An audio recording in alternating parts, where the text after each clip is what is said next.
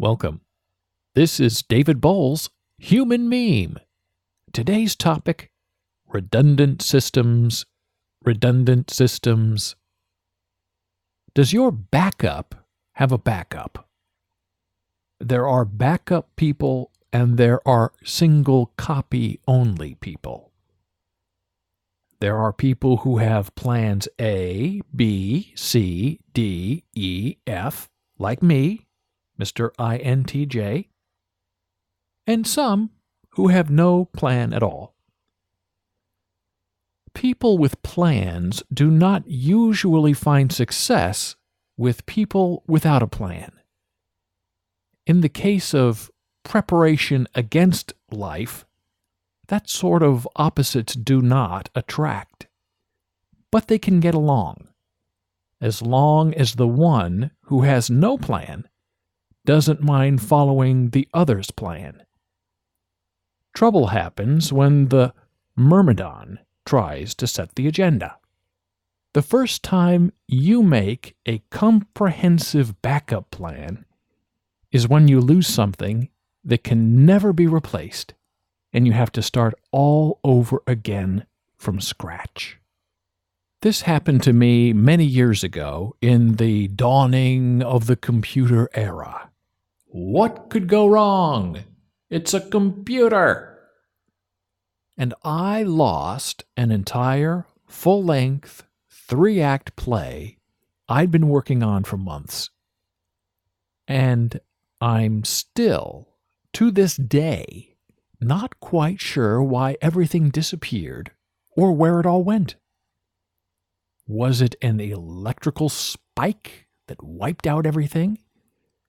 Did something not stick to the 5 1/4 inch floppy disk in my K-Pro 2X? Was it a ghost in the machine? All I knew then was one day the play was there, and one day the play was not. I had no backup, paper or electronic. I didn't even know what it meant to copy something from one digital place to another. We didn't even have fax machines back then. Copying something either meant doing it by hand and getting high on mimeograph liquid, or using a Xerox copy machine that took forever, but the copy pages came out warm to the touch. I soon learned from my other computer friends how to always have a backup. And then back up the backup. Sometimes just by printing it out into hard copy every once in a while. It was all very conspiratorial back then, and all the backing up was done in real time, and it was tedious, hands-on work. But it was work that had to be done if you didn't want to end up with nothing. Today, I routinely back up my Mac with Time Machine backups. I also save everything I create to my Google Drive, and I save everything to Dropbox, and I save everything to a local network drive too. Yes, I have duplicates of duplicates everywhere, all over the place. In case one system fails, I have a failover. Yes, failover, not a failover. Failover is my term for this paranoid madness, because it means there's no rough water ahead if something gets corrupted or stolen or messed up in an unrecoverable failure. I just sail over to the next backup source and be gone with all the belly aching. The internet seems to know by nature it needs redundancy. Many banks and package delivery services offer both SMS and email notification to communicate vital terms to you. And yes, I always enable both streams. Sometimes the email arrives first, sometimes the SMS text message arrives first. There's no guessing the prediction. Yes, there's big money in the backup system. Sometimes it makes you wonder if some of these services survive on fear by selling you false promises of safety when you can get hacked and attacked on all sides in any meme. You only have a single identity, and that's good because you are you.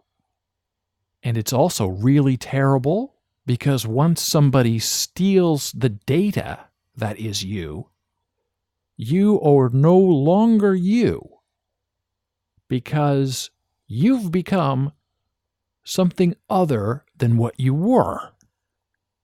And someone else is you. Not even on paper, but in the virtual data bits flying around on the internet, out there in the universe, setting permanent pointers to you and who and what you are and who you were and what you think you are. No data is perfect. In fact, you can have information on crimes and debts added to your data bits that you don't even know exist, even if they don't belong to you. Getting rid of those wrong nits can take months, and sometimes they never heal, or flake off, or die. Same name? Same middle initial? Well, then the vacuum of the internet is in effect, and you have now become something other, and what you never were, as crimes and misdemeanors build up against you, and maybe a bankruptcy or two are added all against you, in someone else's being, but in your name. That's better than being dead, though. Jana was considered dead for about 6 months with the credit agencies because someone, somewhere, hit the wrong button.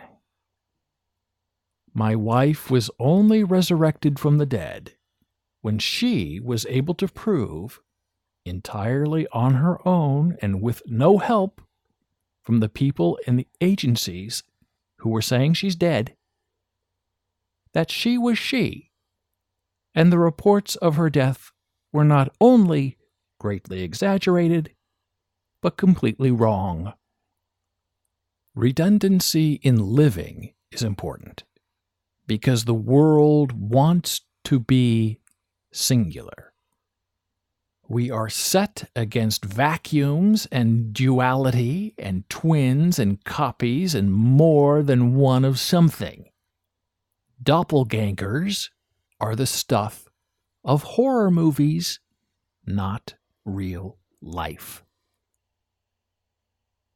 The pressure of the world is to make the individual and the solitary and the singular the focus of the universe because it can be maintained and manipulated and defined. One of something unique is always better than two of the same thing. And for the world, that's good. But for the backup fiend, it's terrible. In a family, love is redundant for the children, as both parents reinforce and redistribute love. Single parenthood is always harder than doing the parenting with a partner who is as involved and dedicated as you. And yes, I know there is single parenting done with married couples. Love must not be redundant between vowed relationships. Commitment to another wants to be singular and not duplicated. It is always smarter to be in love once than twice, with more than one person at a time. Redundancy is predictability in performance.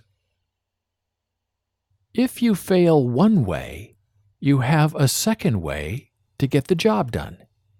You are making yourself uneliminatable. And that is a really good thing. For the truth, when crushed to the ground, shall rise again, and again, and again, and thank you for listening. Be a human meme.